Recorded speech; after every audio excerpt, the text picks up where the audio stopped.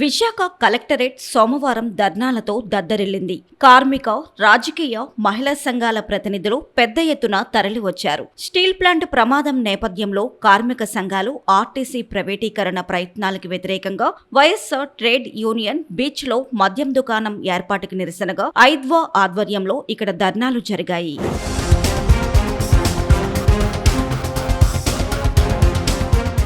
Steel plant ప్రమాదంలో మరణించిన కార్మికుల కుటుంబాలకు న్యాయం చేయాలంటూ ఐఎఫ్టియు, పీఓడబ్ల్యూ, ఎంఎన్ఎస్ఎస్, అరుణోదయ ప్రజా సంఘాలు ఆధ్వర్యంలో కలెక్టరేట్ వద్ద ధర్నా జరిగింది.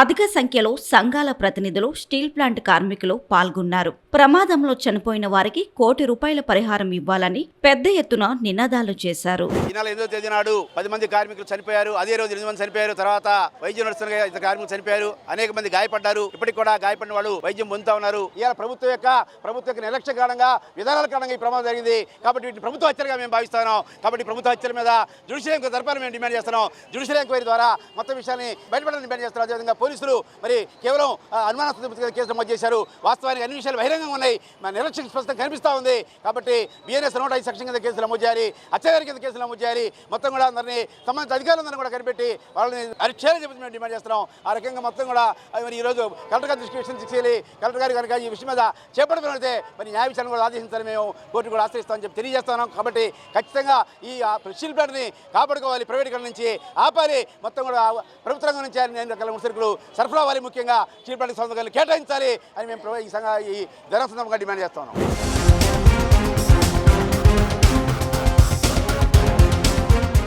ఆర్టీసీ ప్రైవేటీకరణ సన్నాహాలను నిరసిస్తూ వైఎస్ఆర్ ట్రేడ్ యూనియన్ చేపట్టిన ఆందోళనకి వైసీపీ మద్దతు ప్రకటించింది. యూనియన్ జోనల్ అధ్యక్షుడు పివి సురేష్ ఆధ్వర్యంలో ఇక్కడ ధర్నా నిర్వహించారు. విద్యుత్ బస్సులకు తాము వ్యతిరేకం కాదని, ప్రైవేటీకరణ మాత్రం ఒప్పుకోమని వారు స్పష్టం చేశారు. అనంతరం నినాదాలు చేశారు. అలాగే వారు జాయింట్ కలెక్టర్ విద్యాధర్కి వినతి పత్రం అందజేశారు. దశాబ్దాల కాలం నుంచి ప్రజా రవాణా వ్యవస్థ ఏపీఎస్ఆర్టీసీని అందరం కూడా ప్రజలు విశ్వసిస్తాం, నమ్ముతాం. ఒక సేఫ్టీగా మనం భావిస్తాం. ఏపీఎస్ఆర్టీసీ బస్సు ఎక్కితే మనం సేఫ్టీ భావిస్తాం. అలాంటి ప్రభుత్వ సంస్థని వీళ్ళు ప్రైవేటీకరణ చేద్దామని ఒక దుర్మార్గమైన ఆలోచనతో ఈ పినాకిల సంస్థకి ఏదైతే కేంద్ర ప్రభుత్వం ఆదేశాల మేరకు 750 ఈవీ బస్సులు తీసుకొచ్చింది, మేము దాన్ని వ్యతిరేకించట్లా. ఎందుకంటే పర్యావరణాన్ని పరిరక్షించవలసిన బాధ్యత ప్రతి ఒక్కరికి ఉంది.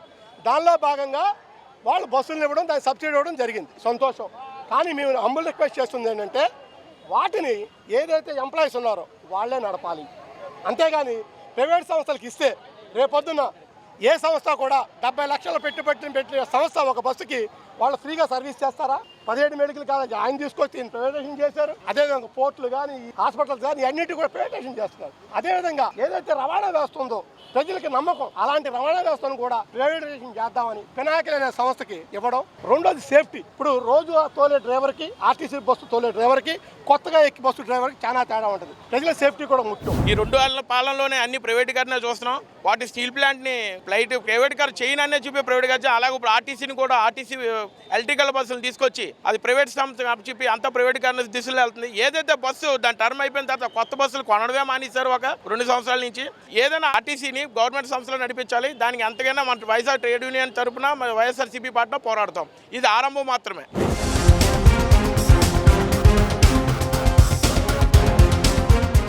విశాఖ బీచ్లో మద్యం దుకాణం ఏర్పాటు సన్నాహాలు వెంటనే విరమించుకోవాలని కోరుతూ ఐద్వా ఆధ్వర్యంలో నిరసన ప్రదర్శన నిర్వహించారు. ఎన్ఎఫ్ఐడబ్ల్యూ, పీఓడబ్ల్యూ సహకారంతో జరిగిన ఈ కార్యక్రమంలో మహిళలు పెద్ద ఎత్తున పాల్గొన్నారు. మద్యం షాపు ఏర్పాటు వలన పలు అనర్థాలు జరుగుతాయని నినాదాలు చేశారు. బీచ్ శాఖలు రద్దు చేయాలని ఈరోజు మహిళా సంఘాల ఐక్యవేదిక ఆధ్వర్యంలో మేము ఆందోళన కార్యక్రమాలు చేపట్టాం. ప్రధానంగా విశాఖ బీచ్ అనేది ఇది సహసిద్ధమైన అందాలతో కూడి ఉన్నది. అట్లాంటి బీచ్ రక్షించుకోవాలంటే, పర్యాటక రంగాన్ని ఆకట్టుకోవాలి అంటే ఇక్కడ ఉన్న సహసిద్ధమైన అందాలను రక్షించాలి.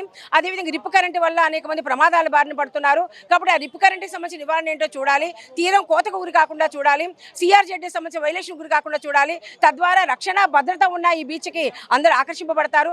అలాంటి వాటి ద్వారా ఆకర్షణ తీసుకోవాలి తప్ప ఆడమగా కూర్చొని పెగ్గేసుకోవడానికి ఇక్కడ రండి అని అంటే అనేది సరైనది కాదు. పాప ఆడమగా కూర్చొని పెగ్గేసుకుంటే అంటే బాగోదేమని అయ్యన్న పాత్రగాడు భార్యాభర్తలు అన్నారు ఆయన. అంటే ఈ విధంగా ఆయన అనైతిక విషయాన్ని ప్రోత్సహిస్తున్నారు. బహిరంగ మద్యం అమ్మకాలని ఈరోజు తీసుకొచ్చే జీవో ఏదైతే ఉందో 362 రద్దు చేయాలని, ఆ విధంగా రద్దు చేయడంలో ఈ రోజు మహిళా సంఘాల ఐక్యవేదిక అన్ని ప్రజల్ని ప్రజాస్వామిక కలుపుకొని పెద్ద ఎత్తున ఆందోళన కార్యక్రమాలు నిర్వహిస్తామని చెప్పేసి తెలియజేస్తున్నాం.